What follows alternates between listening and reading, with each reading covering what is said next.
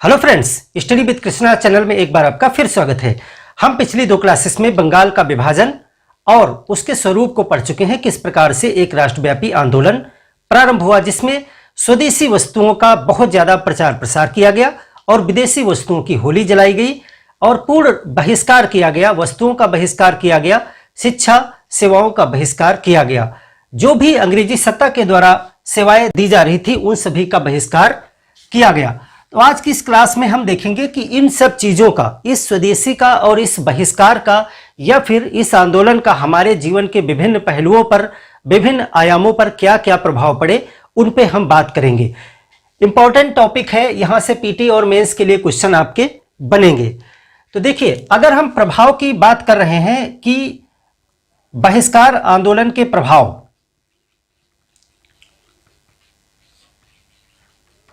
बहिष्कार आंदोलन या फिर इसे स्वदेशी आंदोलन कहते हैं, स्वदेशी आंदोलन के प्रभाव किस तरह से हमारे जनजीवन को प्रभावित किया, तो इसको हम अलग अलग खंडों में बांट करके देखेंगे, तभी चीजों को हम ज्यादा अच्छी तरीके से समझ पाएंगे। तो सबसे पहले हम देख लेते हैं कि इसका कांग्रेस पे क्या प्रभाव पड़ा। कांग्रेस पर प्रभाव, पहली हेडिंग तो यही हो जाएगी। तो जैसा कि हमने डिस्कस किया था कि 1905 में जब बंगाल के विभाजन की घोषणा हुई, उसके बाद से ही नरम पंथी जो नेता थे और गरमपंथी नेता थे, उनके वैचारिक मतभेद जो है वो स्पष्ट रूप से दिखाई पड़ने लगे।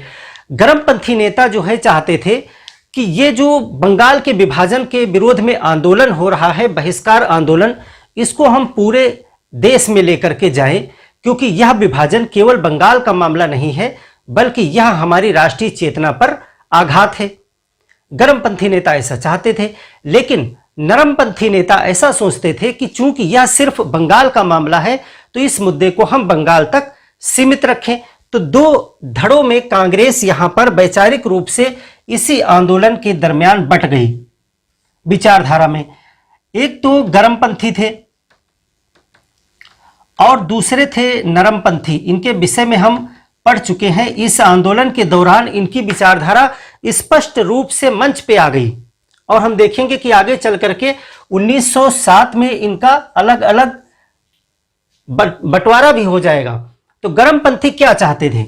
गरमपंथी 2 चीजें चाहते थे। पहली चीज कि जो बहिष्कार आंदोलन है ये राष्ट्रव्यापी बने, बहिष्कार आंदोलन कैसा हो? राष्ट्रव्यापी हो। इनकी यही नीति थी।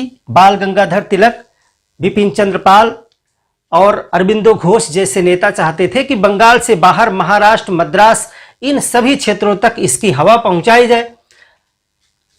दूसरी चीज चाहते थे कि पूर्ण बहिष्कार किया जाए। क्या चाहते थे?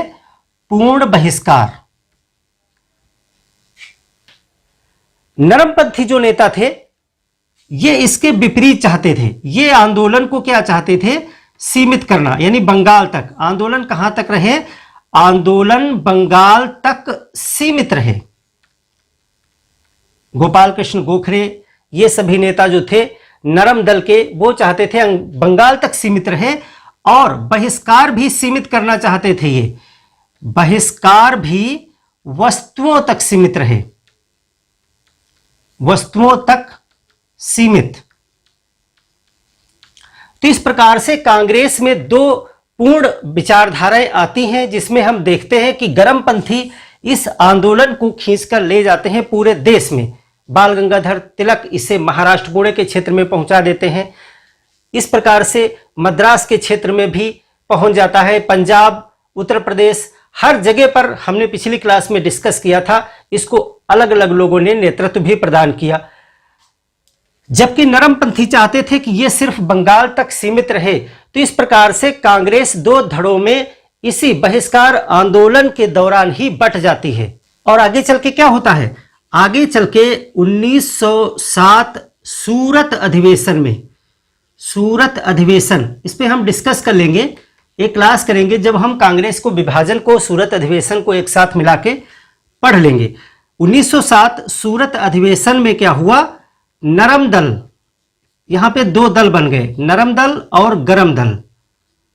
अभी तक वैचारिक रूप से अलग अलग थे, अब ये दोनों लोगों का बंटवारा जो है यहां पर हो जाता है, नरम दल और गरम दल में बंटवारा। कांग्रेस का दो जगह बंटवारा हो जाता है, नरम दल और गरम दल। यही दोनों लोग जो है अपनी अपनी पार्टी बना लेते हैं, अपना अपना दल बना लेते हैं।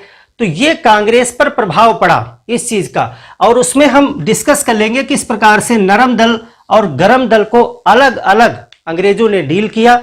नरम दल के साथ उन्होंने समझौता किया और गरम दल के जो नेता थे उनका दमन किया, उनको पकड़ पकड़ के जेल में डाल दिया, और बाद में जो है नरम दल को भी उन्मूलित कर दिया। तो यानी यहां पर उन्होंने, सरकार ने क्या किया, इस विभाजन के बाद में सरकार ने जो है समझौता,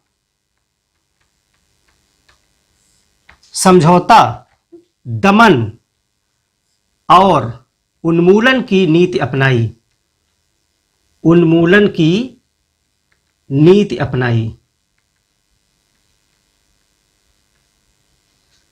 तो ये कांग्रेस पे जो है प्रभाव पड़ा। अब यहां पे समझौता, दमन और उन्मूलन समझ लीजिए।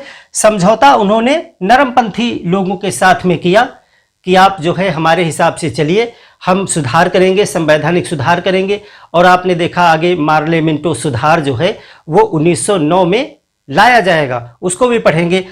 तो ऐसा इनको अपने फेवर में करने के बाद में उन्होंने दमन का चक्र चलाया और सभी गर्मपंथी नेताओं को जो है पकड़ के जेल में डाल दिया।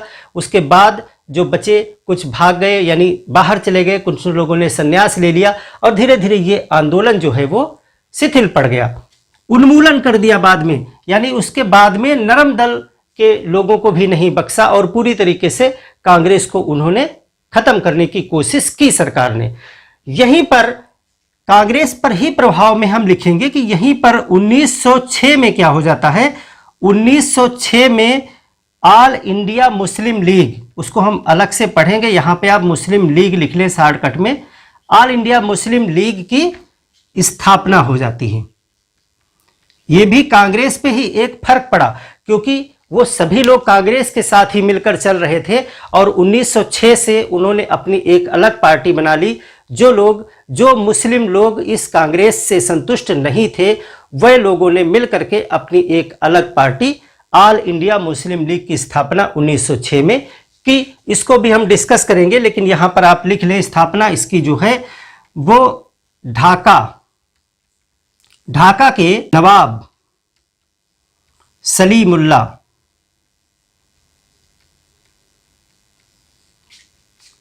मोहसिन उल मुल्क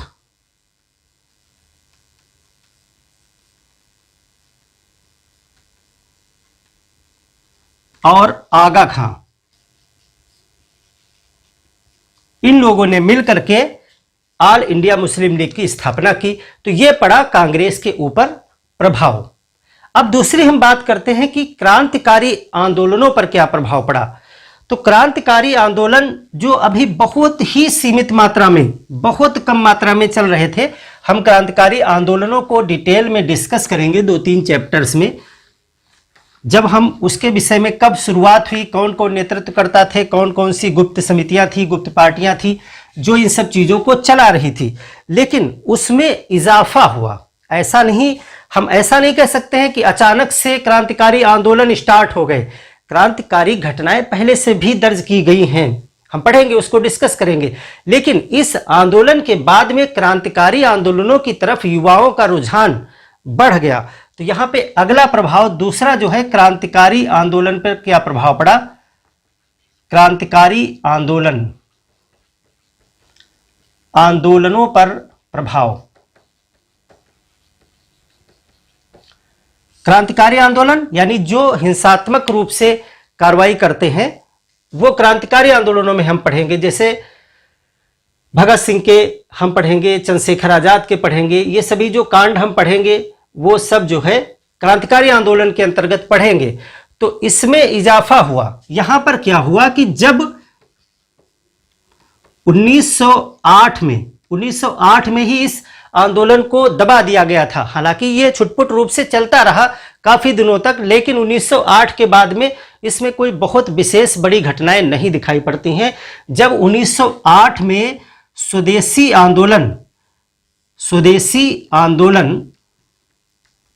नेतृत्वविहीन हो गया। नेतृत्वविहीन कैसे हो गया? क्योंकि ज्यादातर नेता जेल चले गए। बाल गंगाधर तिलक जैसे नेता जेल भेज दिए गए, उनको सजा हो गई। काफी लोगों ने इसमें संन्यास ले लिया, राजनीति को ही छोड़ दिया। तो जब 1908 में स्वदेशी आंदोलन नेतृत्व विहीन हो गया, तब युवा लोग, जो जवान खून के लोग थे, युवा लोग क्रांतिकारी आंदोलन की तरफ बढ़ गए। क्रांतिकारी आंदोलन की तरफ बढ़ गए। बस इतना काफी है यहां पे लिखना। ये एक प्रभाव पड़ा क्रांतिकारी आंदोलन पे। इससे बात सिद्ध हो रही कि क्रांतिकारी आंदोलन पहले से चल रहे थे, उनमें इजाफा हो गया, लोग उनसे ज्यादा जुड़ने लगे, क्योंकि उनको ऐसा लगा कि अब हमें इसी मार्ग पे चल के आजादी प्राप्त हो सकती है। तो क्रांतिकारी आंदोलनों पर यह प्रभाव पड़ा। इसके बाद हम देखेंगे शिक्षा के क्षेत्र में, उसको हम डिटेल में डिस्कस करेंगे। शिक्षा के क्षेत्र पे बहुत सारा प्रभाव पड़ा था इस आंदोलन का। तीसरा जो प्रभाव है, शिक्षा के क्षेत्र पर प्रभाव।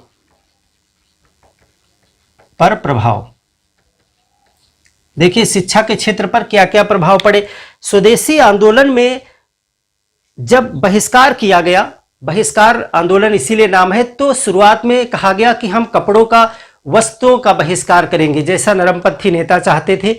लेकिन गर्मपंथी इसको पूर्ण बहिष्कार के रूप में ले गए आगे, और युवाओं ने, जो खास करके पढ़ने लिखने वाले लोग थे स्कूल, कॉलेज, विश्वविद्यालय में, उन्होंने अपनी शिक्षा का भी बहिष्कार कर दिया।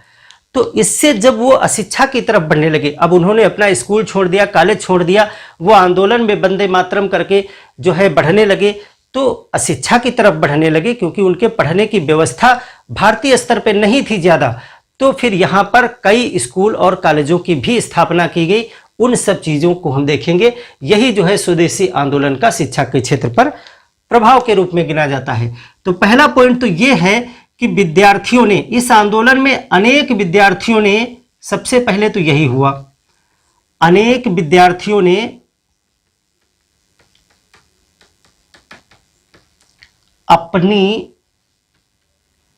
अपनी शिक्षा को छोड़ दिया, अपनी शिक्षा का बहिष्कार कर दिया, अगर वो सरकारी स्कूल कॉलेज में जाते थे। और यहीं पर बात आती है कि जब शिक्षा का बहिष्कार कर दिया था, तभी जो है रविन्द्रनाथ टैगोर जो है, उन्होंने कहा था कि ऐसा नहीं होना चाहिए, और उन्होंने इस बहिष्कार का विरोध किया था। तो अनेक विद्यार्थियों ने अपनी अपनी शिक्षा का बहिष्कार कर दिया, इसलिए यानी अतः स्वदेशी शिक्षा व्यवस्था की अति आवश्यकता हो गई। शिक्षा व्यवस्था की आवश्यकता बढ़ गई, आवश्यकता बढ़ी।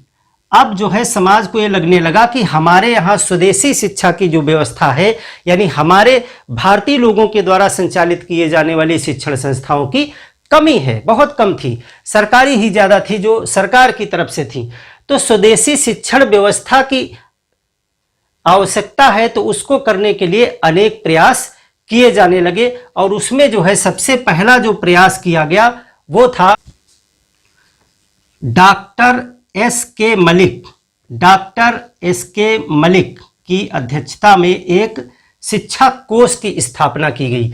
डॉक्टर एस के मलिक की अध्यक्षता में, सभी पॉइंट इंपॉर्टेंट है पीटी के दृष्टिकोण से और रिटर्न के लिए तो है ही।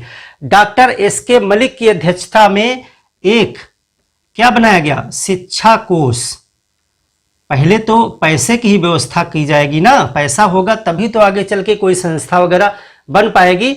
तो सबसे पहले एक शिक्षा कोष की स्थापना की गई, और फिर इसमें चंदा इकट्ठा किया जाने लगा कि इसमें लोग दान दें, अनुदान दें, जिससे कि ये चीजें आगे संचालित किया जा सके। तो इसमें बहुत से लोगों ने दान दिया, और सबसे अधिक उस समय 100 रुपए का दान जो है श्याम सुंदर चक्रवर्ती ने किया। तो इसमें जो है सर्वाधिक दान कितना, 100 रुपए। उसमें 100 रुपए बहुत बड़ी बात थी। सर्वाधिक दान 100 रुपए किसने किया था? श्याम सुंदर चक्रवर्ती। श्याम सुंदर चक्रवर्ती, इन्होंने जो है 100 रुपए का दान इसमें किया था। किसमें? शिक्षा कोष में। तो सबसे पहले तो शिक्षा कोष ही बनाएगा, जब पैसा होगा तभी तो शिक्षण संस्थाएं स्थापित की जाएंगी। इसके बाद क्या हुआ? शिक्षा कोष बन गया, पैसे की व्यवस्था यहां पर हो रही है। अब जो है कलकत्ता के टाउन हॉल में एक सभा हुई। कलकत्ता के टाउन हॉल, ये वही जगह है जहां पे स्वदेशी आंदोलन के लिए सभा हुई थी पहले। कलकत्ता के टाउन हॉल में एक सभा बुलाई गई और सभा के अध्यक्ष थे रास बिहारी घोष। रास बिहारी घोष, ये एक सभा हुई। यहां पे कहा गया कि किस प्रकार से हम जो है शिक्षा के क्षेत्र में काम करें अपने देश के लिए। तब एक निर्णय यहां पर लिया गया कि पहले जो है यहां पर भारत में एक राष्ट्रीय जो है शिक्षा परिषद का गठन किया जाना चाहिए। तो इस सभा में क्या किया गया? इस सभा में एक राष्ट्रीय शिक्षा परिषद का गठन किया गया, काउंसिल का गठन किया गया। यहां पे परिषद का गठन, राष्ट्रीय शिक्षा परिषद का गठन किया गया और डेट थी ये 15 अगस्त 1906। 15 अगस्त 1906 को राष्ट्रीय शिक्षा परिषद का गठन किया गया और इस राष्ट्रीय शिक्षा परिषद का जो प्रथम अध्यक्ष बनाया गया वो थे सतीश चंद्र मुखोपाध्याय। तो इस परिषद के अध्यक्ष, देखिए ये अध्यक्ष जो रास बिहारी घोष हैं, ये उस सभा के अध्यक्ष हैं। और फिर जो राष्ट्रीय शिक्षा परिषद का गठन किया गया, इसके प्रथम अध्यक्ष बने अलग, इसके प्रथम अध्यक्ष, ये अलग से क्वेश्चन आपका बनेगा, इसके प्रथम अध्यक्ष बने सतीश चंद्र। दोनों अध्यक्षों के नाम अलग अलग पूछे जाएंगे। सतीश चंद्र मुखोपाध्याय, ये इसके प्रथम जो है अध्यक्ष बनाए गए राष्ट्रीय शिक्षा परिषद, नेशनल एजुकेशन काउंसिल के। तो शिक्षा परिषद बन गई, चंदा इकट्ठा हो रहा है, कोष बन गया, यानी पहले कोष बना, शिक्षा परिषद बनी। अब बारी थी कि यहाँ पर कुछ कॉलेज वगैरह की स्थापना की जाए। तो बहुत सारे क्षेत्रीय स्तर पर स्कूल वगैरह स्थापित किए गए। कुछ स्पेशल नाम जो है वो हम यहाँ पर मेंशन करेंगे, जैसे Bengal national college. Bengal national college की स्थापना,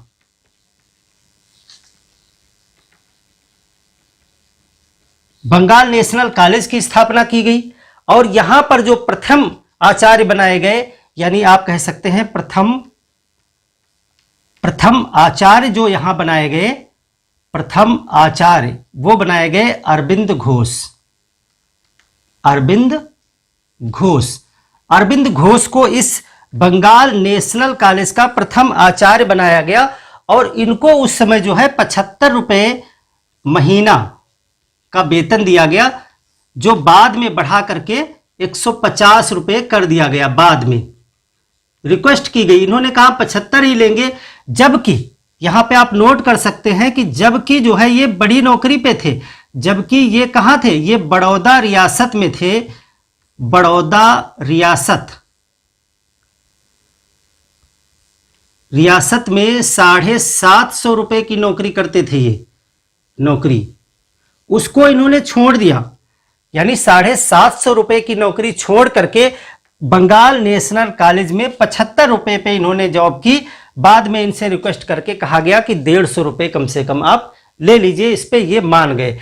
तो यहां पर ये बंगाल नेशनल कॉलेज की स्थापना की गई और इसी के बाद जो है बंगाल टेक्निकल कॉलेज की भी स्थापना की गई। बंगाल टेक्निकल इंस्टीट्यूट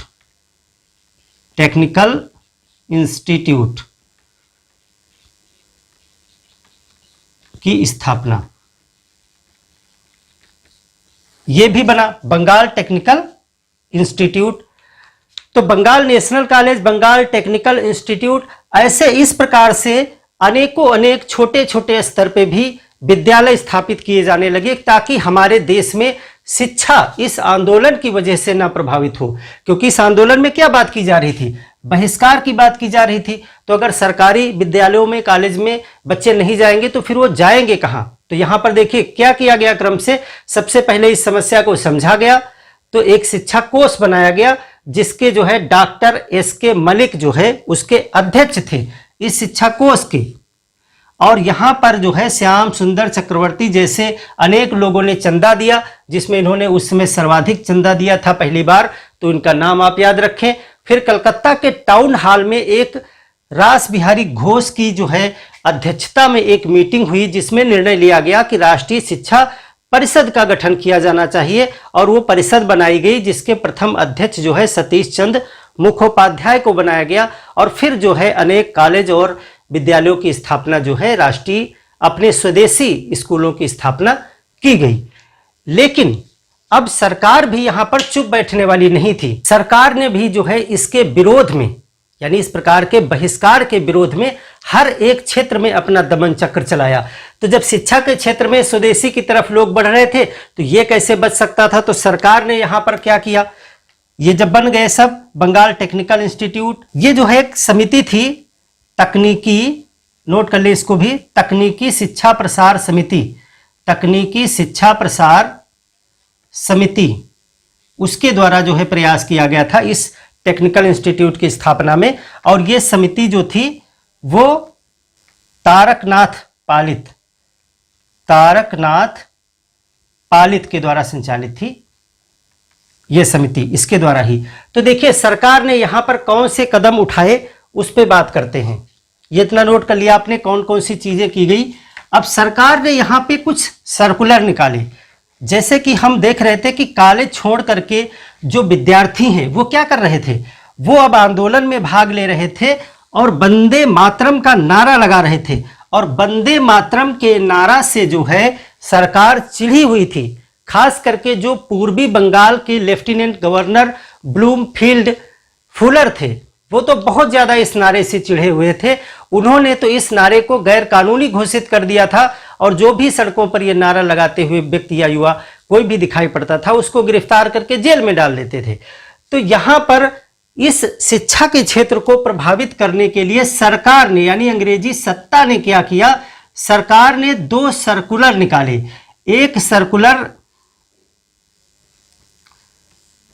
कहलाता है कार्लाइल सर्कुलर, कार्लाइल सर्कुलर। देखिए 2 सर्कुलर हैं। पहला सर्कुलर इन्होंने जारी किया जिसको कार्लाइल सर्कुलर कहा जाता है। ये जो कार्लाइल महोदय हैं ये उस समय जो है बंगाल के मुख्य सचिव थे। बंगाल के मुख्य सचिव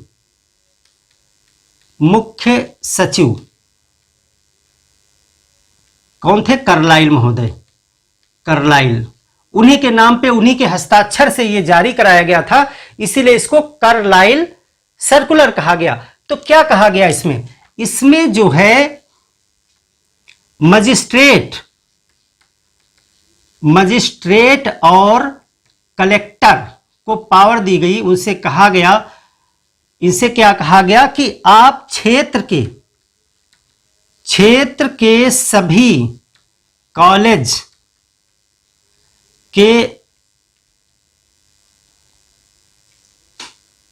कॉलेज को सूचित करें। मतलब कि इनसे कहा गया जो मजिस्ट्रेट और कलेक्टर हैं उनको इस सर्कुलर में आदेशित किया गया कि क्षेत्र के सभी स्कूल कॉलेज को सूचित करें, और क्या वहां पर करें कि वे लोग अपने कॉलेज के विद्यार्थियों को रोके इस आंदोलन में भाग लेने से। विद्यार्थियों को स्वदेशी आंदोलन, स्वदेशी बहिष्कार आंदोलन में भाग लेने से मना करें। आंदोलन में भाग लेने से मना करें। अपने लैंग्वेज में लिख लेंगे सही से। यानी कि ये सर्कुलर जारी किया गया, इसमें मजिस्ट्रेट और कलेक्टर को ये पावर दी गई कि आप लोग स्कूल कॉलेज के प्राचार्य प्रधानाचार्य से संपर्क करें और उनको ये आदेश जारी करें कि वो अपने कॉलेज के विद्यार्थियों को इस आंदोलन में भाग लेने से मना करें। और यदि ऐसा नहीं करते हैं, यानी यदि ऐसा वो स्कूल कॉलेज नहीं करते हैं तो क्या होना चाहिए, यानी कि असफल होने पर यानी अगर यदि कोई कॉलेज अपने विद्यार्थियों को रोकने में असफल हो जाता है तो उस कॉलेज पर कार्रवाई की जाए, कार्रवाई करें और उसको विश्वविद्यालय से संबद्धता निरस्त कर दी जाए, संबद्धता निरस्त कर दी जाए। यानी उनकी मान्यता ही, विश्वविद्यालय से जो एफिलिएशन होता है, संबद्धता होती है, जैसे कोई कॉलेज होता है तो किसी न किसी यूनिवर्सिटी से अटैच होता है ना वो, तो उसको कहते हैं वो कॉलेज उस यूनिवर्सिटी से एफिलिएट है, संबद्ध है, तो उनकी संबद्धता को निरस्त कर दिया जाए। तो इस प्रकार से एक सर्कुलर जारी किया गया। इसका बहुत भारी विरोध हुआ और इसके खिलाफ जो है एंटी सर्कुलर कमेटी बनाई गई यहाँ के विद्यार्थियों के द्वारा, उस पर भी हम बात करेंगे। लेकिन उससे पहले जो है हम दूसरा सर्कुलर देख लेते हैं। ये तो एक पहला सर्कुलर हो गया। दूसरा सर्कुलर कौन सा था? दूसरा सर्कुलर खास करके पूर्वी बंगाल में जारी किया गया था, पूर्वी बंगाल में विशेष करके था, और इसका नाम था लायन सर्कुलर। लायन सर्कुलर में क्या कहा गया कि जो स्कूल कॉलेज के विद्यार्थी यदि वंदे मातरम का नारा लगाएंगे और मानेंगे नहीं तो उनको किसी भी सरकारी नौकरी में नहीं लिया जाएगा। तो इस सर्कुलर का क्या आदेश था कि जो विद्यार्थी, जो युवा, भी लिख लीजिए आप, जो युवा वंदे मातरम का नारा लगाने से बाज नहीं आएंगे, लगाने से बाज नहीं आएंगे, यानी जो मानेंगे नहीं और बहिष्कार में भाग लेंगे, दोनों चीजें, बहिष्कार में भाग लेंगे, उनको क्या किया जाएगा? सरकारी नौकरी से वंचित किया जाएगा, सरकारी नौकरी में अयोग्य हो जाएंगे वो, चाहे जैसे आप लिख ले, अयोग्य हो जाएंगे। यानी कभी भी आगे जो जगह निकलेगी उसमें मार्क कर लिया जाएगा, उन लोगों की लिस्ट बना ली जाएगी और उनको किसी भी सरकारी नौकरी में नहीं लिया जाएगा। ये सब क्या है? एक प्रकार से युवाओं के ऊपर, छात्रों के ऊपर दबाव बनाया जा रहा है कि यदि आप इस बहिष्कार आंदोलन में भाग लेते हैं, सड़कों पर वंदे मातरम का नारा लगाते हैं, इस स्वदेशी आंदोलन को प्रमोट करते हैं, तो फिर आपका कैरियर हम खत्म कर देंगे, आप किसी भी सरकारी नौकरी को पाने के योग्य ही नहीं रह जाएंगे। तो ये था लायन सर्कुलर, खास करके पूर्वी बंगाल में लागू किया गया, इसीलिए इसमें वंदे मातरम का स्पेशली जिक्र किया गया था। तो इन दो सर्कुलर को जब जारी किया गया था तो ऐसा नहीं है कि यहां के लोग चुप बैठने वाले थे, यहां पर एंटी सर्कुलर कमेटी का गठन किया गया। तो यहां पर क्या किया गया? इसका परिणाम, यहां पर भारतीयों ने क्या किया? Anti circular committee, anti circular committee का गठन किया और सरकार की इस नीति का बहुत भयंकर विरोध किया कि ऐसा नहीं होना चाहिए। यानी अब जनता वो जनता नहीं रह गई है, अब वो खुल करके अपने हितों के लिए सड़क पर भी उतरना जान गई है और लाठियां खाने से भी पीछे नहीं हटती है, जेल में जाने को तैयार है। तो इन दो सर्कुलर का बहुत भारी विरोध किया गया। भारत में विद्यार्थियों के द्वारा एंटी सर्कुलर कमेटी गठित की गई और इसके अध्यक्ष जो है सचिंद्र नाथ बसु को बनाया गया। इस कमेटी के अध्यक्ष कौन बने? अध्यक्ष या सचिव, सचिव लिखिए। इसके जो सचिव थे वो बने गए सचिंद्र नाथ बसु, इनको जो है इसका सचिव बनाया गया। 2 विद्यालयों पे कार्रवाई भी की गई थी। लायन सर्कुलर में 2 विद्यालयों पर फुलर ने कार्रवाई भी की थी। उसने पत्र लिखा था विश्वविद्यालय, कलकत्ता विश्वविद्यालय को, बंगाल के ही वो कॉलेज थे, तो कलकत्ता विश्वविद्यालय से वो संबंधित थे। तो कलकत्ता विश्वविद्यालय को जो है ब्लूमफील्ड फुलर ने पत्र लिख करके यह आदेशित किया था कि आप इन 2 विद्यालयों की मान्यता को यानी एफिलिएशन को रद्द कर दीजिए। तभी जो है और ज्यादा विरोध प्रारंभ हो गया था। तो वो 2 विद्यालय भी कभी आपसे पूछे जा सकते हैं, तो आप लिख लीजिएगा 2 कॉलेज पर कार्रवाई भी हुई थी इसमें। कौन से 2 कॉलेज थे? बनवारीलाल और Victorian college. Banwarilal, Victorian college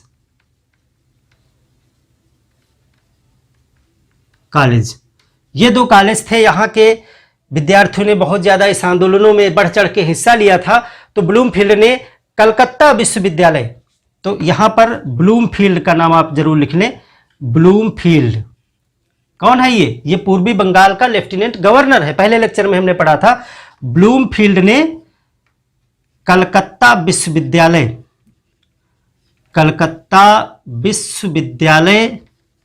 को इनकी संबद्धता निरस्त करने का आदेश दिया था। निरस्त करने का प्रस्ताव, बस शॉर्टकट में आप लिख ले, समझ जाएंगे। तो ये कार्रवाई से और ज्यादा असंतुष्टि हुई, इसीलिए भारतीयों ने एक एंटी सर्कुलर सोसाइटी कमेटी का गठन किया और सचिव सचिंद्र नाथ बसु को बनाया गया। और इस समय एक और सोसाइटी थी, उसने शिक्षा के क्षेत्र में, खास करके उच्च शिक्षा में लोगों को बहुत ज्यादा सुविधाएं प्रदान की, उच्च शिक्षा में बहुत से कार्य किए थे। वो थी डान सोसाइटी। कौन थी? एक तो ये बनी, दूसरी थी डान सोसाइटी। डान सोसाइटी इस समय बनी नहीं थी, बनी ये पहले थी, डान सोसाइटी। इसके विषय में भी चर्चा कर लीजिए, डान सोसाइटी क्या है। डान सोसाइटी इन्हीं सचिंद्र नाथ बसु की है। किसकी है? सचिंद्र नाथ बसु। इसको सचिंद्र नाथ बसु ने 1902 में बनाया था। यानी इस सोसाइटी की स्थापना इस आंदोलन से पहले हुई थी, सचिंद्र नाथ बसु के द्वारा ही। जब सचिव बनाए गए Sachindra Nath Basu anti circular committee की, तब उन्होंने अपनी पुरानी ये कमेटी थी उसका भी भरपूर उपयोग किया इसमें। तो ये सचिंद्र नाथ बसु ने 1902 में बनाया था। ये जो विश्वविद्यालय कानून आया था, एक विश्वविद्यालय कानून के कारण इसको बनाया था। तो इसने जो है उच्च शिक्षा के क्षेत्र में बहुत सराहनीय काम किए, इसीलिए इस सोसाइटी का नाम पूछा जा सकता है। इसने क्या किया था? इस आंदोलन के दौरान उच्च शिक्षा यानी कॉलेज शिक्षा के, उच्च शिक्षा के लिए सराहनीय काम किए थे, सराहनीय कार्य किए। तो शिक्षा के क्षेत्र में इतनी चीजें आपको याद रखनी है। अगर इसको रिवाइज करें तो सबसे पहले आपको ये बताना है कि बहुत से विद्यार्थियों ने यहाँ पर अपने शिक्षा का बहिष्कार कर दिया, जिस वजह से स्वदेशी शिक्षा की आवश्यकता बहुत ज़्यादा थी। तो यहाँ पर एक शिक्षण कोष बनाया गया, उसके लिए उसके बाद में राष्ट्रीय शिक्षा परिषद की स्थापना की गई।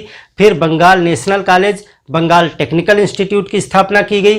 तब सरकार ने जो है यहाँ पर 2 सर्कुलर निकाले जो इस प्रकार से हैं, और इन सर्कुलर के विरोध में जो है एंटी सर्कुलर सोसाइटी का गठन किया गया। सचिंद्र नाथ बसु के जो है यहाँ सचिव बनाए गए, और इनकी एक सोसाइटी डान सोसाइटी ने भी बहुत जो है उच्च शिक्षा के क्षेत्र में सराहनीय काम किए थे। तो इस प्रकार से भारत में शिक्षा जो है वो स्वदेशी स्तर पे बहुत तेजी से प्रारंभ हो जाती है।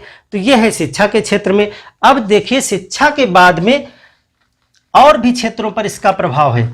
तो वो देखिए कला एवं साहित्य के क्षेत्र में क्या प्रभाव पड़ा इस आंदोलन का, क्योंकि वहां से भी बहुत से प्रश्न बनते हैं। कला एवं साहित्य के क्षेत्र में देखिए कला और साहित्य भी लोगों ने हर एक क्षेत्र में स्वदेशीपन को लाने के लिए, प्रमोट करने के लिए, जो व्यक्ति जिस क्षेत्र से जुड़ा था उसने अपने अपने क्षेत्र में बहुत से काम इस आंदोलन के दौरान किए। कला एवं साहित्य पर प्रभाव।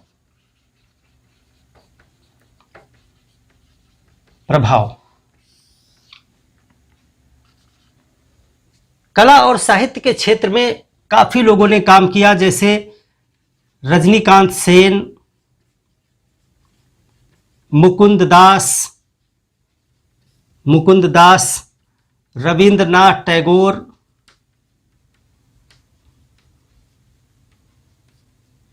अवनींद्रनाथ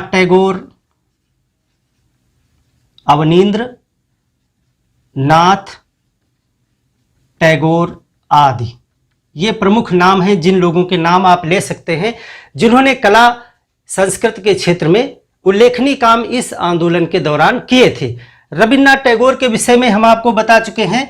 यहाँ पर अवनींद्रनाथ टैगोर के विषय में कुछ बात करेंगे और देखेंगे किस प्रकार से कुछ कला एवं संस्कृत के क्षेत्र में भी काम हुए। रविंद्रनाथ टैगोर ने क्या किया? रविंद्रनाथ टैगोर ने, हमने आपको बताया था, इन्होंने आमार सोनार बांग्ला लिखा। इसके विषय में हम चर्चा कर चुके हैं। बांग्लादेश का राष्ट्रगान है। और हमने आपसे क्वेश्चन भी किया था कि और एक गीत है जो एक और देश का राष्ट्रगान है, वो आपको बताना था, वो भी आपने बताया भी नहीं है। रविन्द्रनाथ टैगोर आमार सोनार बांग्ला की रचना की और ये जो है वर्तमान में क्या है?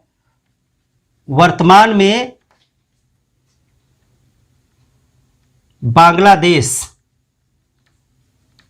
बांग्लादेश का राष्ट्रगान है।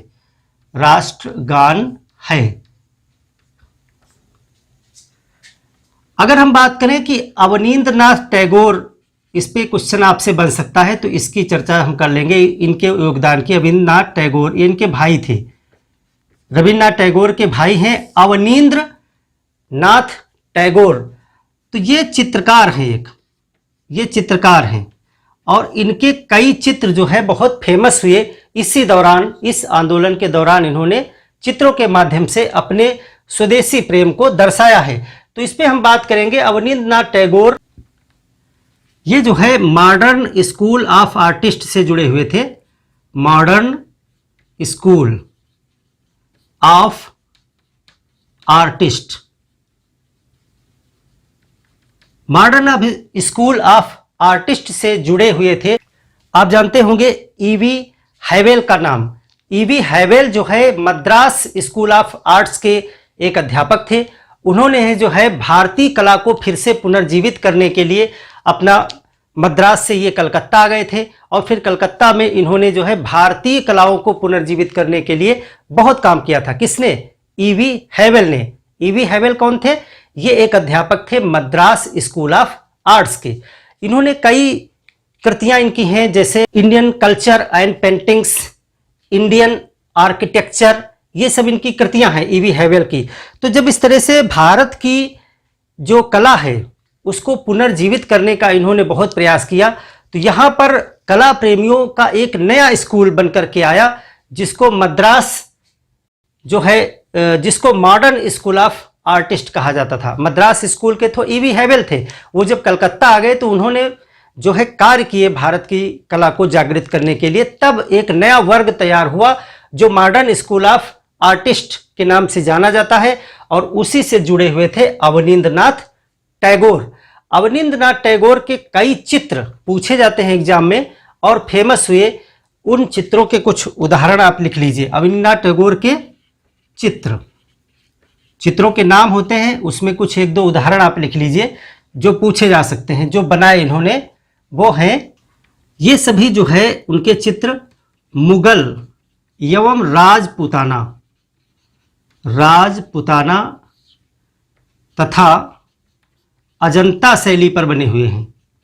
अजंता शैली में कौन कौन से हैं? जैसे शाहजहां का ताज को देखना, शाहजहां का ताज को देखना, बुद्ध और सुजाता, ये चित्रों के नाम हैं, पूछे जाते हैं। बुद्ध और सुजाता, कमल के पत्ते पर अश्रुकण, कमल के पत्ते पर अश्रुकण। और जो सबसे ज्यादा इनका फेमस हुआ इस आंदोलन के दौरान वो था भारत माता का चित्र। भारत माता का चित्र ये जो है इस आंदोलन और कई आंदोलनों में झंडे के रूप में भी प्रयोग किया गया था जगह जगह पर। तो भारत माता का चित्र आपसे पूछा जाता है कि सर्वप्रथम किसने बनाया था, जो इस आंदोलन में झंडे के रूप में भी कई स्थानों पर यूज हुआ है, हर जगह नहीं। तो भारत माता का चित्र अवनींद्रनाथ टैगोर ने बनाया था। उसको आप यहां लिख लीजिए, कई आंदोलनों में झंडे के रूप में प्रयोग हुआ था इसका। बहुत सुंदर कृति थी ये भारत माता का चित्र। एक झंडा सिस्टर निवेदिता ने भी बनाया था, उसको भी नोट कर लेंगे, इसी आंदोलन के दौरान वो बनाया था। तो उस पे भी आप लिख सकते हैं कि एक झंडा, उसको आप लिख लीजिए, अलग से पूछा जा सकता है। एक झंडा सिस्टर निवेदिता ने बनाया था। एक झंडा सिस्टर निवेदिता ने बनाया था। वो क्या था, एक वज्र बनाया था। उसमें एक वज्र पर वंदे मातरम लिखा था, वंदे मातरम लिखा था, उस झंडे में लिखा था। और जो वज्र है, वज्र की संकल्पना जो है वो त्याग से होती है, क्योंकि महर्षि दधीच ने जो है अपनी हड्डियों का दान दे दिया था वज्र के निर्माण के लिए। वो कहानी अगर आप जानते होंगे तो सिस्टर निवेदिता ने वहीं से वो चीज उठाई थी कि वज्र जो है वो त्याग का प्रतीक के रूप में उसको रखा था। उसके ऊपर इन्होंने वंदे मातरम लिख करके एक झंडा तैयार किया था, जिसको जो है प्रयोग किया गया था कई स्थानों पर। तो एक वो झंडा और एक ये झंडा, दोनों झंडे कई आंदोलनों में जो है युवाओं ने लहराए थे। तो अवनींद्रनाथ टैगोर, ये सब चित्र उनके पूछे जा सकते हैं। और इन्होंने एक संस्था की भी स्थापना की थी 1907 में। 1907 में जो संस्था इन्होंने बनाई उसका नाम था भारतीय प्राच्य कला संस्थान। भारतीय प्राच्य कला संस्थान, भारतीय प्राच्य कला संस्थान की स्थापना किसने की? अवनींद्रनाथ की स्थापना की, अवनींद्रनाथ टैगोर। ये रविंद्रनाथ टैगोर के भाई हैं। तो इन्होंने भारतीय प्राच्य कला की स्थापना की थी, संस्थान की, भारतीय प्राच्य कला संस्थान, Indian society of oriental arts इसको कहेंगे। तो इसकी स्थापना की थी। और इसके द्वारा ये जो है एक स्कॉलरशिप भी देते थे। इसमें जो है उभरते चित्रकारों को, कलाकार जो होते थे उनको, उभरते चित्रकारों को स्कॉलरशिप दी जाती थी। स्कॉलरशिप, वजीफा जिसको बोलते हैं, स्कॉलरशिप प्रदान की, जिसमें एक सबसे पहले जो इस संस्था के द्वारा स्कॉलरशिप दी गई थी वो थे नंदलाल बोस। प्रथम व्यक्ति कौन थे? नंद लाल बोस को ये जो स्कॉलरशिप है मिली, स्कॉलरशिप प्राप्त हुई। नंदलाल बोस। अगर आपसे पूछा जाता है भारतीय प्राच्य कला संस्थान की स्थापना किसने की थी? अवनींद्रनाथ टैगोर। और उनके चित्र आपसे पूछे जा सकते हैं, ये किस आर्ट स्कूल से संबंधित थे? Modern school of artist. Modern school of artist. यहां पर ये जो संस्था है ये एक स्कॉलरशिप देती थी उभरते कलाकारों को। और प्रथम व्यक्ति नंदलाल बोस थे जिनको ये स्कॉलरशिप मिली थी। नंदलाल बोस के भी कुछ चित्र हैं, इनके भी जो पूछे जाते हैं, जैसे कृष्ण अर्जुन। इनका एक चित्र है कृष्ण अर्जुन। और एक चित्र इनका बहुत फेमस है उमा की तपस्या। उमा की तपस्या। और भी हैं जैसे भगवान बुद्ध का घायल बकरी को ले जाते हुए चित्र, ये भी आप एक लिख सकते हैं। एक ये है, दूसरा ये है, तीसरा आप ये भी लिख सकते हैं, भगवान बुद्ध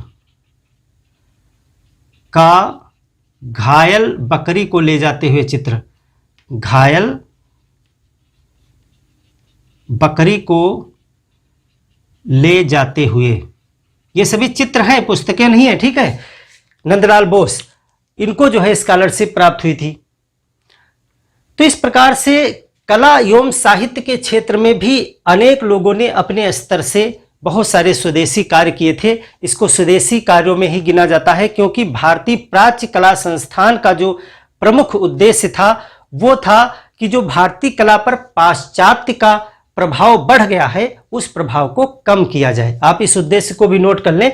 भारतीय प्राच्य कला संस्थान का उद्देश्य था कि भारतीय कला पर जो पश्चिमी सभ्यता का प्रभाव अधिक हो गया है उसको कम किया जाए, समाप्त किया जाए और स्वदेशी कला को बढ़ाया जाए। इनके जो ये प्रमुख चित्र हैं ये मुगल शैली, राजपूताना शैली और अजंता की शैली से बने हुए हैं मॉडर्न स्कूल ऑफ आर्टिस्ट के द्वारा। तो ये कला एवं संस्कृत के क्षेत्र पे कुछ प्रभाव हैं। अब हम देखें विज्ञान। विज्ञान के क्षेत्र में भी अनेक लोगों ने जो है अपने अपने स्तर से अनेक कार्य किए हैं जो इस आंदोलन के दौरान बहुत चर्चित हुए। उन पे भी हम बात करेंगे, जिसमें दो लोगों की खास करके हम चर्चा करेंगे जो एग्जाम पॉइंट ऑफ व्यू से भी इंपॉर्टेंट है और आपको जानना भी चाहिए। तो अगली हम बात करेंगे विज्ञान, विज्ञान एवं कला।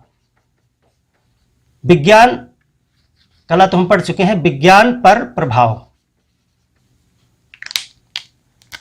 एक हम बात करेंगे सबसे पहले जगदीश चंद्र बोस। जगदीश चंद्र बोस, आशा है सभी लोग जगदीश चंद्र बोस के विषय में जानते होंगे। इन्होंने दो सिद्धांत प्रस्तुत किए थे 1906।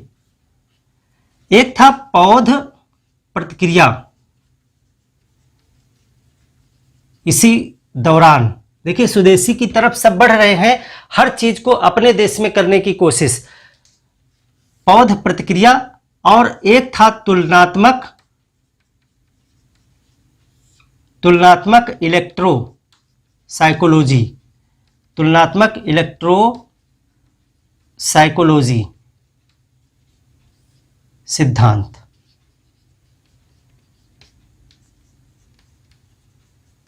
ये दो सिद्धांत जो है जगदीश चंद्र बोस के द्वारा प्रस्तुत किए गए और इन्हीं पर आधारित इन्होंने दो पुस्तकों की रचना की थी। एक पौध प्रतिक्रिया यानी प्लांट, ये इनकी बुक्स हैं, बुक्स दो किताबें हैं। प्लांट रिएक्शन, हिंदी में लिखेंगे तो पौध प्रतिक्रिया लिखेंगे, प्लांट रिएक्शन। और जो दूसरी है वो है comparative electro psychology. Comparative electro psychology, ये दो बुकें भी जो है इनकी 1906 में प्रकाशित हुई। और इसमें एक चीज और नोट कर लेंगे कि सिस्टर निवेदिता ने इनकी मदद की थी इन बुक्स को लिखने में। सिस्टर निवेदिता ने इन पुस्तकों, सिद्धांतों को प्रतिपादित करने में नहीं, सिद्धांत उन्हीं के थे, लेकिन पुस्तक लिखने में बहुत सारे काम होते हैं। तो उन पुस्तक के लिखने में, उन बुक्स को लिखने में सिस्टर निवेदिता ने इन पुस्तकों के लेखन में मदद की थी। तो ये जो है जगदीश चंद्र बोस, इनके विषय में और भी कुछ बहुत महत्वपूर्ण चीजें हैं, कमेंट करके हमें बताइए जगदीश चंद्र बोस के विषय में। तो जगदीश चंद्र बोस ने पौध प्रतिक्रिया का एक सिद्धांत दिया था। क्या था पौध प्रतिक्रिया का सिद्धांत? प्लांट रिएक्शन का सिद्धांत। विज्ञान के छात्र बताएं इसको। और तुलनात्मक इलेक्ट्रोसाइकोलॉजी, ये दोनों सिद्धांत इसी बहिष्कार और स्वदेशी आंदोलन के दौरान किए गए। अब आपको लग रहा होगा कि विज्ञान के क्षेत्र में जो व्यक्ति काम कर रहे हैं उनको इस आंदोलन से क्यों जोड़ा जा रहा है? क्योंकि यह आंदोलन लोगों के दिलों में, लोगों के दिमाग में अपने देश के लिए अपने अपने क्षेत्र में कुछ कर दिखाने के लिए प्रेरित कर रहा था। और इसीलिए जो भी जिस योग्य था, जो अध्यापक थे, जो वैज्ञानिक थे, उन्होंने जी जान लगा करके तब ये प्रण कर लिया था कि हम कुछ करके दिखाएंगे अपने देश के लिए, और उसी प्रेरणा ने इनको और ज्यादा बल दिया और ये सिद्धांत निकल करके आए। दूसरे व्यक्ति के विषय में जो हम बात करेंगे, ये तो पहले व्यक्ति हो गए, और दूसरे जो है वो है प्रफुल्ल चंद्र राय। प्रफुल्ल चंद्र राय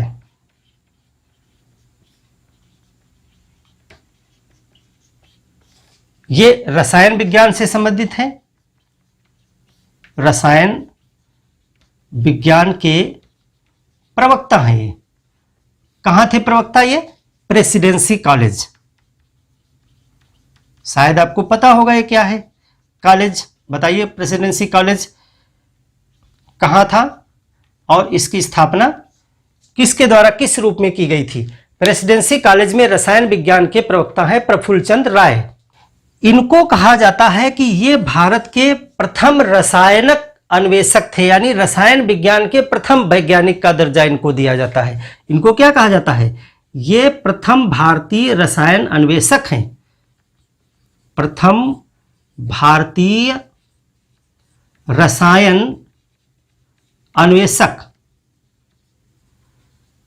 इन्होंने रसायन विज्ञान के क्षेत्र में बहुत सारे योगदान दिए, और इनकी एक पुस्तक है जो इन्होंने रचना की इस दौरान, रसायन विज्ञान के क्षेत्र में बहुत क्रांतिकारी पुस्तक थी, वो थी हिस्ट्री ऑफ हिंदू केमिस्ट्री।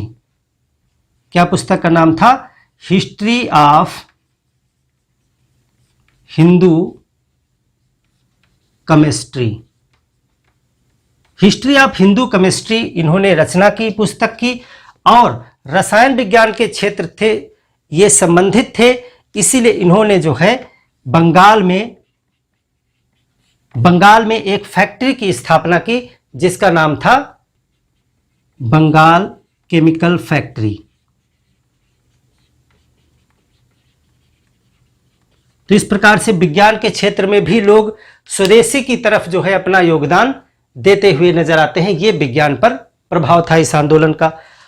अगला हम अगर बात करें तो एक स्टेप आप इसमें लिख लेंगे, उसको हम नोट नहीं कर रहे हैं, बता देंगे।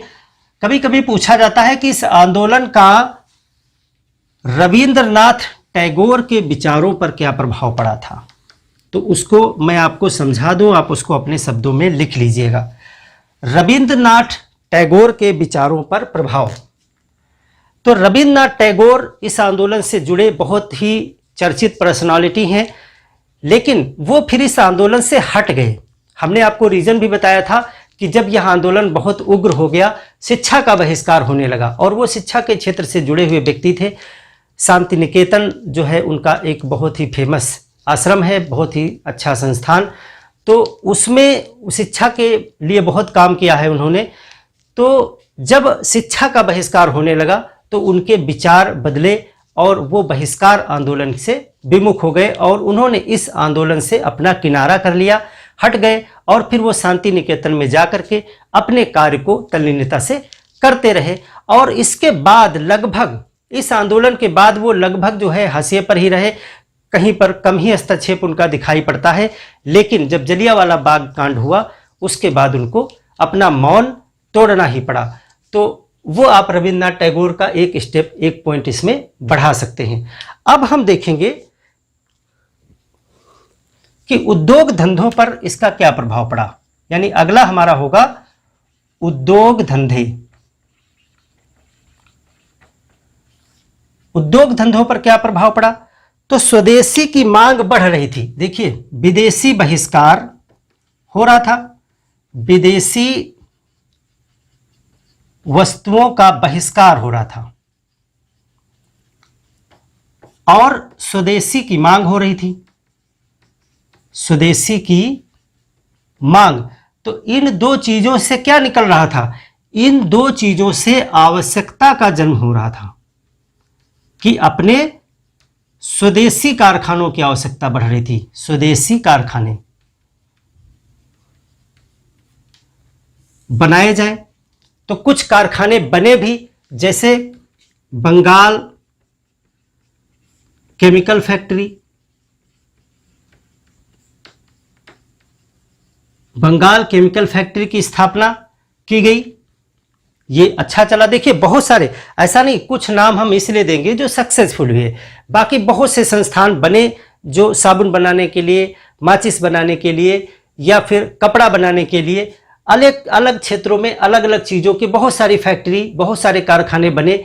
लेकिन आगे दमन चक्र, पूंजी, अनुभव इत्यादि की कमी थी। लोगों के पास कारखाने चलाने का अनुभव नहीं था, टेक्निकल जानकारियां नहीं थी, पूंजी नहीं थी। तो शुरुआत में बहुत सारे उद्योग धंधे बने, लेकिन वो आगे बहुत दूर तक नहीं चल पाए। लेकिन फिर भी कुछ संस्थान जो है वो अभी तक आपको दिखाई पड़ेंगे, वो भी हम चर्चा करेंगे। तो बंगाल केमिकल फैक्ट्री की स्थापना हुई।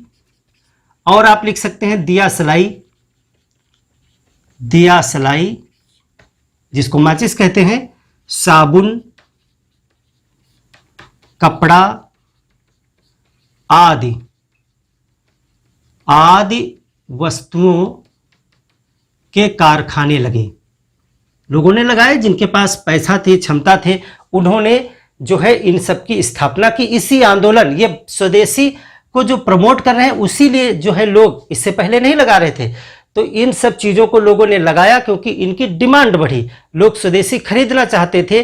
तो जब खरीद यानी डिमांड बढ़ती है तो फिर लोग अपना पैसा लगा करके उद्योग धंधे लगाते भी हैं, तो लोगों ने लगाया।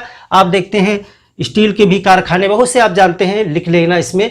तो बंगाल केमिकल फैक्ट्री लगी, दिया सलाई, साबुन, कपड़ा आदि के बहुत सारे कारखाने लगे। एक पॉइंट आप यहाँ पे लिख देंगे कि बहुत से कारखाने लगे थे, लेकिन अनुभव, पूंजी, तकनीकी ज्ञान इत्यादि की कमी के कारण वो बहुत दूर तक नहीं चल पाए, कुछ ही आगे सरवाइव कर पाए, बाकी सब सरकार के दमन के कुचक्र में फंस करके समाप्त हो गए।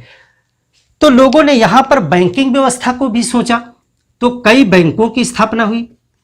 भाई जब हम बहिष्कार कर रहे हैं तो सरकारी बैंकों का भी तो बहिष्कार करेंगे। तो कई बैंकों की स्थापना हुई जो अपने देश की थी, स्थापना हुई। जैसे उदाहरण के लिए bank of India, bank of India 1906, bank of Baroda, bank of Baroda 1908। और ये जो है स्वदेशी का प्रभाव आगे तक भी रहा और 1908 के बाद भी बैंकें आई, जैसे central bank of India I, इसको भी आप लिख सकते हैं सेंट्रल बैंक ऑफ इंडिया। हालांकि ये थोड़ा देर में आई, ऑफ इंडिया, जब तक ये आंदोलन समाप्ति की तरफ था 1911। और 1913 में भी एक बैंक आई, उसको भी आप लिख लें। ये सब इसी का प्रभाव था, तुरंत कोई चीज नहीं बन जाती है। Bank of Mysore, bank of Mysore, ये कब आई? 1913। तो ये 4 बैंकें स्थापित की गई क्योंकि लोग अब विदेशी बैंकों से अपने व्यापार का संचालन नहीं करवाना चाह रहे थे, क्योंकि सब कुछ स्वदेशी की तरफ जा रहा था। हमने बताया ना कि जो लाल बाल पाल थे वो चाहते थे संपूर्ण बहिष्कार। तो शिक्षा का बहिष्कार किया तो अपने कॉलेज खोल लिए गए, जैसे बंगाल नेशनल कॉलेज। लोगों ने फैक्ट्रियों की मांग की तो बंगाल केमिकल फैक्ट्री, दिया सलाई, साबुन, कपड़ा आदि, जूता, चप्पल, बहुत से उद्योग खोले गए। बैंकों की स्थापना कर दी गई, bank of India, bank of Baroda, central bank of India, bank of Mysore इत्यादि जो है हर एक क्षेत्र, बीमा के क्षेत्र में भी आप देखते हैं कि टाटा स्टील जो फैक्ट्री जमशेदपुर में टाटा जी के द्वारा लगाई गई, वो भी इसी दौरान लगाई गई। तो ये सब चीज़ें हो रही थी क्योंकि जो है स्वदेशी की मांग बढ़ रही थी।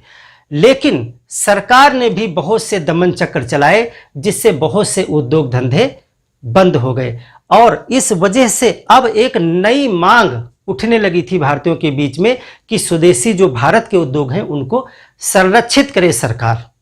तो ये डिमांड भी आगे के आंदोलनों में उठने लगती है। तो ये है उद्योग धंधों पर प्रभाव। इसके बाद हम बात करेंगे कि कुछ ऐसे प्रभाव थे जो नकारात्मक भी थी।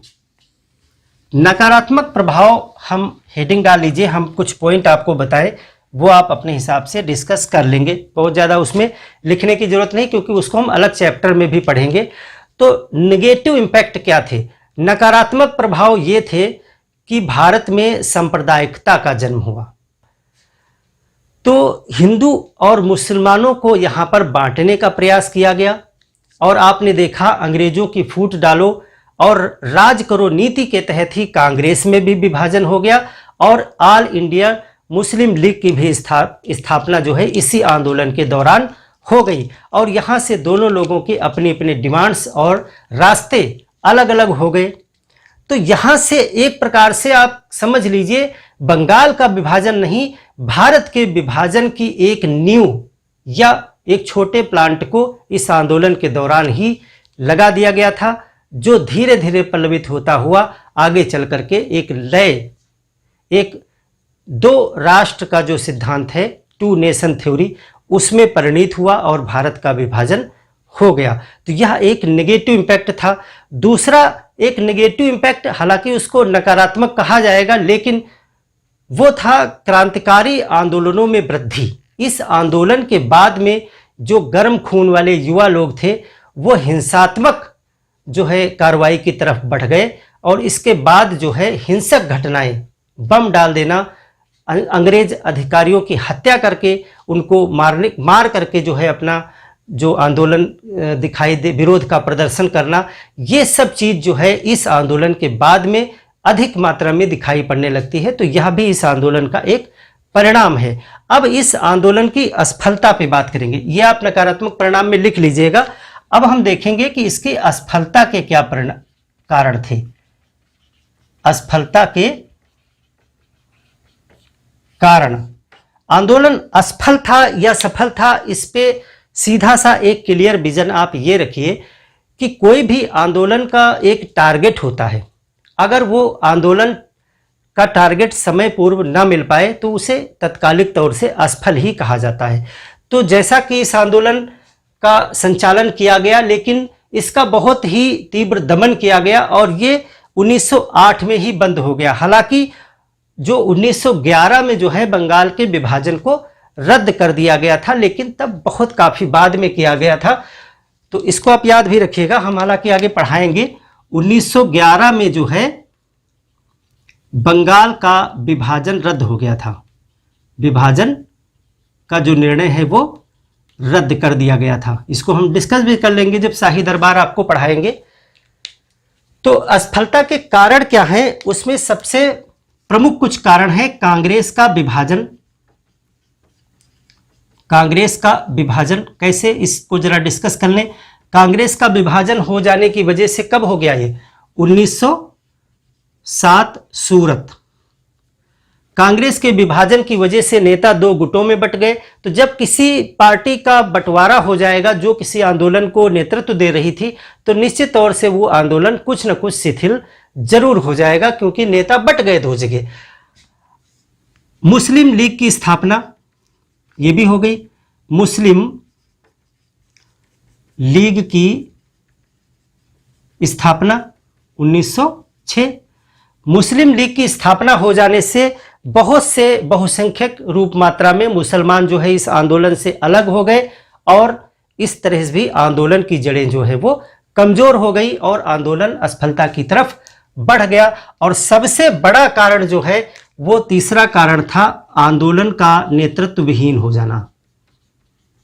आंदोलन का नेतृत्व विहीन हो जाना कब हो गया, 1908 में। यानी कि 1905 से आंदोलन शुरू हुआ और 1908 तक आते आते आंदोलन नेतृत्व विहीन हो गया। इसीलिए जो है वो आंदोलन वहां से बिल्कुल शून्यता की तरफ चला गया, क्योंकि जब कोई लीडर ही नहीं रहेगा आपको निर्देशित करने के लिए, नेतृत्व करने के लिए, तो आंदोलन फिर आगे उतनी उग्रता से नहीं चलाया जा सकता था। तो नेतृत्व विहीन कैसे हो गया, 1908 में बाल गंगाधर तिलक को गिरफ्तार कर लिया गया।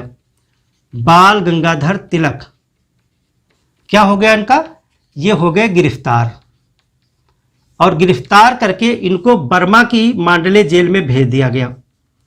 बर्मा की मांडले स्थान पे, जेल ही लिखिए आप, जेल है मांडले जेल, इनको भेज दिया गया। इनको 6 वर्ष की सजा हो गई, 6 वर्ष, यानी 6 साल के लिए बंद हो गए 1914 में जाके वो वहां से छूटे और 1914 में छूटने के बाद में इन्होंने स्वराज्य पे अपना पूरा फोकस किया और 1916 से इन्होंने भारत में होम रूल लीग की स्थापना की और स्वराज्य आंदोलन को चलाया। 1908 में ही अरविंद घोष को भी गिरफ्तार कर लिया गया। अरविंद घोष को जो है एक घटना थी, मणिकटोला बम कांड, मणिकटोला बम कांड, अलीपुर षड्यंत्र भी कहा जाता है। अलीपुर षड्यंत्र में गिरफ्तार कर लिया गया इनको, गिरफ्तार 1908 में ही अरविंद घोष को भी गिरफ्तार कर लिया गया। बाद में चितरंजन CR दास जिनको बोलते हैं, चितरंजन दास की दलीलों पर ये रिहा हुए और रिहा होने के बाद में ये पांडिचेरी चले गए। इन्होंने जो है ये संन्यास ले लिए, पांडिचेरी चले गए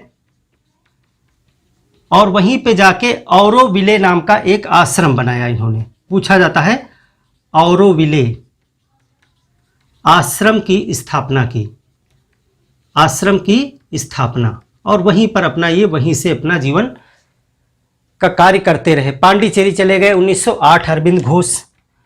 लाला लाजपत राय भी जो है लंदन चले गए और उसके बाद वो अमेरिका चले गए। लाला लाजपत राय यहां से लाला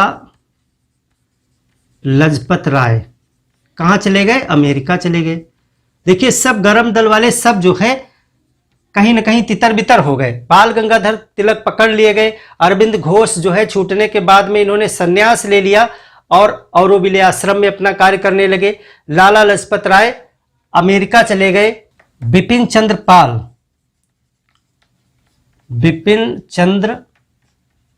पाल इन्होंने भी संन्यास ले लिया, संन्यास ले लिया। तो देखिए बिपिन चंद्र पाल और अरविंद घोष ने तो संन्यास ले लिया। बाल गंगाधर तिलक गिरफ्तार हो गए, लाला लाजपत राय बाहर चले गए। यानी लाल बाल पाल की जो तिकड़ी थी वो यहां पर तितर बितर हो गई। इसलिए इस आंदोलन को नेतृत्व देने वाला कोई व्यक्ति था ही नहीं, इसलिए यह आंदोलन भी असफल हो गया। हालांकि इस आंदोलन ने भारतीय आंदोलनों को एक नई दिशा प्रदान की, एक नया तरीका प्रदान किया और लोगों ने इस आंदोलन के दौरान जो है वो सहनशीलता का भी बहुत परिचय दिया। 12 साल सम्मेलन हुआ। 12 साल सम्मेलन में बहुत सारे किसान और मजदूरों ने 1906 में भाग लिया था। 12 साल जो है एक जगह थी पूर्वी बंगाल में। 12 साल में सम्मेलन में जो है सुरेंद्र नाथ बनर्जी के नेतृत्व में ये आंदोलन चल रहा था और पूर्वी बंगाल में, आप इसे नोट भी कर लेंगे, 12 साल सम्मेलन को कहीं पर पूछा भी जाता है। 12 साल सम्मेलन 1906 डिस्कस में किए देता हूं, आप नोट कर लीजिए। 12 साल सम्मेलन में सुरेंद्र नाथ बनर्जी के नेतृत्व में पूर्वी बंगाल में ये जो है सम्मेलन हुआ। लेकिन पूर्वी बंगाल जो है ब्लूमफील्ड फुलर का क्षेत्र था और उसने अपने क्षेत्र में वंदे मातरम के उद्घोष पर रोक लगाई हुई थी। तो उसने कहा कि यदि इस आंदोलन में कोई भी वंदे मातरम का उद्घोष करेगा तो फिर हम कार्रवाई करेंगे। तो ऐसा राजी हुए लोग, समझौता किया कि वंदे मातरम का उद्घोष नहीं किया जाएगा। हजारों की संख्या में भीड़ बढ़ रही थी। सुरेंद्र नाथ बनर्जी, मोतीलाल घोष, भूपेंद्र नाथ बसु जैसे नेता आगे आगे चल रहे थे, पीछे पीछे तमाम जनता थी और किसी ने वंदे मातरम का उद्घोष नहीं किया। लेकिन फिर भी जो भीड़ है वो बहुत ज़्यादा बढ़ती गई और फिर जो है पुलिस ने अचानक से लाठीचार्ज कर दिया। वहाँ पर लोगों को बहुत बेरहमी से पीटा जाने लगा। तब जो है उत्तेजित होकर के भीड़ ने वंदे मातरम का उद्घोष करना प्रारंभ कर दिया। बात बिगड़ गई और नेता जो थे सुरेंद्र नाथ बनर्जी वहाँ गिरफ्तार हो जाते हैं। तो ये 12 साल सम्मेलन था। 12 साल सम्मेलन भी इसी स्वदेशी बहिष्कार में ही आता है, उसको भी आप एक पॉइंट करके लिख लीजिएगा। तो ये असफल तो नहीं था, आपने देखा 22 साल में लोगों ने सहनशीलता का परिचय दिया। गांधी जी ने गुजराती भाषा में एक पुस्तक लिखी, हिंद स्वराज, और 1909 में वो पुस्तक प्रकाशित हुई। हालांकि उस समय भारत में नहीं है, गांधी जी दक्षिण अफ्रीका में है, लेकिन उन्होंने इस विषय पर चर्चा की है उस पुस्तक में और कहा है कि इसमें लोगों ने जो अपनी सहनशीलता और अहिंसात्मक रवैयों को बनाए रखा है, उसकी उन्होंने उसमें तारीफ की है और इसकी चर्चा उन्होंने इस अपनी पुस्तक हिंद स्वराज, जो गुजराती भाषा में है, उसमें की है। तो ये इसके असफलता के कारण थे और इसका प्रभाव जो है राष्ट्रीय आंदोलन पर बहुत ज़्यादा पड़ा। तो इसके बाद में जो हम चर्चा करेंगे, इस आंदोलन के बाद में जो है मार्ले मिंटो सुधार जो 1909 में लाया गया, उस पर बात करेंगे, फिर हम आगे का क्लासेस शुरू करेंगे। तो मिलते हैं एक और बेहतर क्लास में, तब तक के लिए धन्यवाद।